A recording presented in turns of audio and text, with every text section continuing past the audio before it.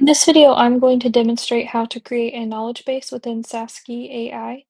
We're going to click knowledge base on the sidebar and then add new knowledge base. Now, first we have to fill in some basic information.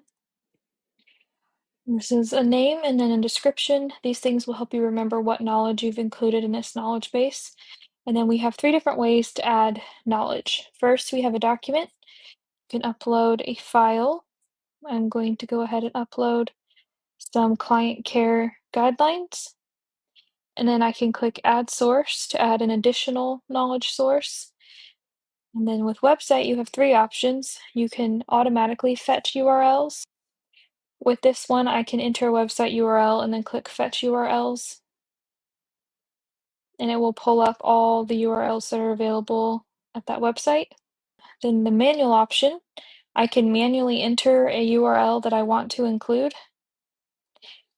In this case, I have a frequently asked questions page instead of the entire website.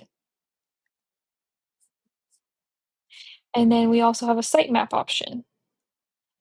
Here you can upload a URL for your sitemap and then click fetch URLs, and it will pull all URLs that are available under that sitemap. You can choose which ones to include, or you can unselect them to not include them, and then click add URLs once you've had them selected. That's the website option, and then the third way to add information is with an inline text editor. This is where you can type in any information that is not included in your document or in the website. And we're going to click done.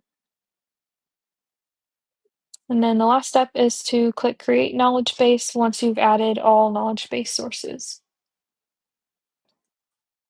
In order to test this knowledge base, we're going to go back to the testing playground and then select the assistant with the knowledge base added. And then we can enter a question and interact with the assistant just like we are a customer. So in this case, I have a assistant for a lawn care company who has a specific service area.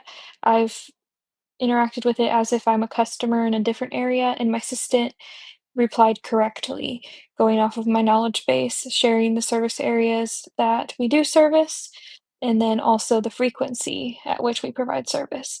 So here I can interact with the assistant to test if I have enough information included. If I find that the assistant is not responding in the way that I would like, I can go back and edit the knowledge base and continue adding more information in order to get the result that I want. So if we go back to knowledge base, we can click edit and then add additional information in the same way that we did before. Thank you for joining me in this video to learn how to add a knowledge base in Saski AI. Please join me in the next video to learn more about the features we offer.